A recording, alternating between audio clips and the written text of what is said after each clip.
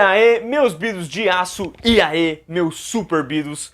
Bom, galera, hoje finalmente eu estou aqui para falar sobre a nova fase do Superman. A fase que traz o John Kent próximo a se tornar o Super-Homem, enquanto o nosso querido Super-Homem Clark Kent vai acabar sumindo em uma missão desconhecida que você só vai entender lendo estas 4 edições. Esta primeira edição aqui que fala que é a nova fase de colecionador, e então se segue para essas outras 3 edições para então finalmente chegar na fase que muitos estavam esperando, que é essa daqui, onde o Super-Homem se torna o John Kent e não mais o Clark Kent. Então, é o seguinte, hoje eu não vou comentar disso daqui, porque isso daqui eu vou esperar sair umas edições para ter uma crítica mais embasada sobre a história, sobre o que vai acontecer, sobre o que está acontecendo, sobre o que eu estou achando, se tá bom, se tá ruim, se começou bem, se piorou e por aí vai, entendeu? Então eu vou esperar sair mais umas 4 edições, porque pelo menos vai fechar a história Superman e Authority, que está saindo por aqui também, entendeu? Então eu vou aguardar um pouquinho em relação a isso, e hoje eu vou falar disso daqui, desse prelúdio, desse prólogo, onde temos um pouquinho mais do Clark com o seu filho, até chegar em um momento em que o seu filho está pronto para assumir o manto, enquanto o seu pai acaba desaparecendo em uma missão. Bora lá falar sobre Superman e Action Comics, a ascensão do mundo bélico. Meu pai só é mais bondoso, mais inteligente, mais forte, sempre sabe o que fazer. Por definição, é o melhor de nós. É isso que significa ser ele. Acho que me trouxe aqui para poder começar a me ensinar como ser o Superman. Mas ele não entende. Superman não é um título, é ele. E sempre só existirá um.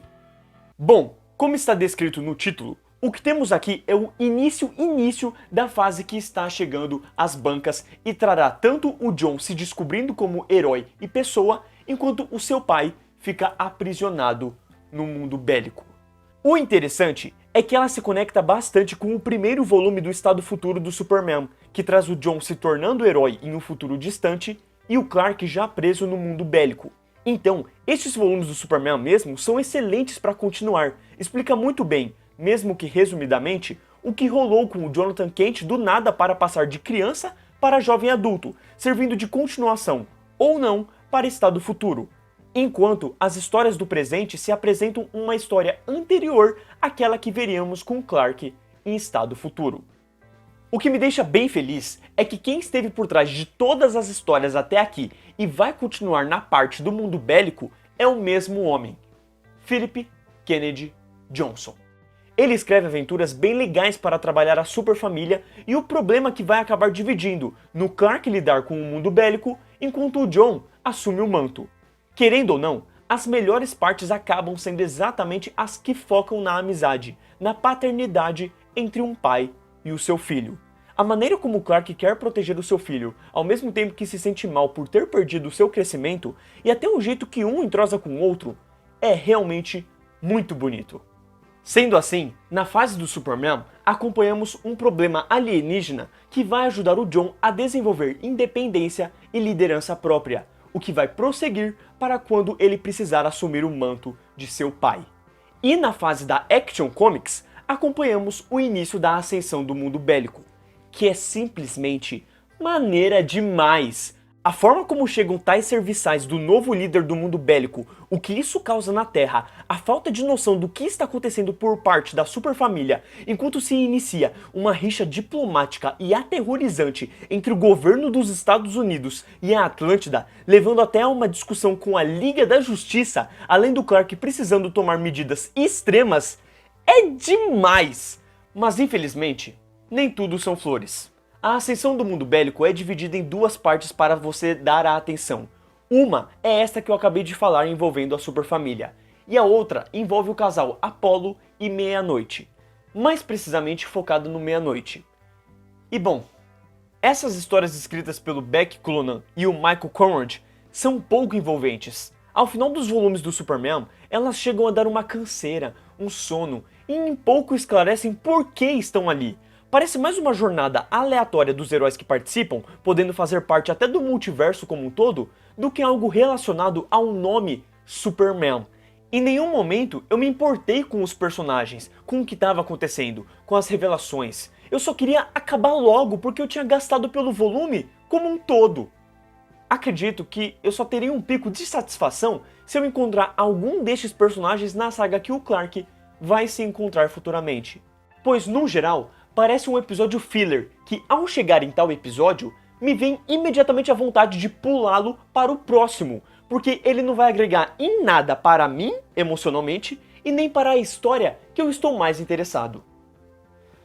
Enfim, se tem algo que eu estou interessado, é em elogiar a arte de Scott Godowski, que mesmo não sendo das minhas favoritas, tem um aspecto infantil e adorável que conquista, além de certa estranheza combinar bastante com o aspecto alienígena que a história tem como proposta mesmo. Então, vem as artes de Daniel Samperi e Christian Dulce para a mesma história, sendo esta a principal e mais intrigante, que, para combinar, tem a melhor qualidade. Os artistas desenham em edições diferentes, mas isso não fica perceptível. O que se nota é a habilidade dos dois de desenhar algo que poderia ser enquadrado, trazendo sombras interessantes quando preciso e conseguindo lindamente produzir um visual para páginas duplas, para os personagens e os grandes momentos de clímax. Por fim, Michael Avon Omenin produz a arte das histórias com Meia-Noite. E elas são estranhas. Estranhas para o que a história propõe.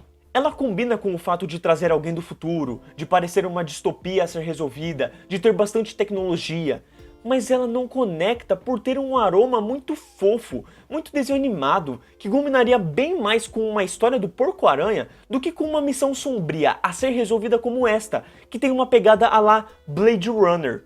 Não é culpa do artista, mas podiam ter escolhido alguém que casasse mais com o roteiro, porque o roteiro já não agradou. A arte ajudou a piorar a situação.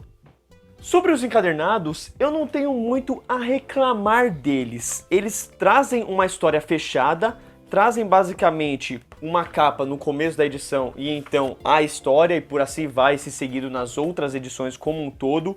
Na sua última edição, que seria o volume 4, eles já te preparam para a nova fase que virá, com uma entrevista do autor, o que eu acho bem legal.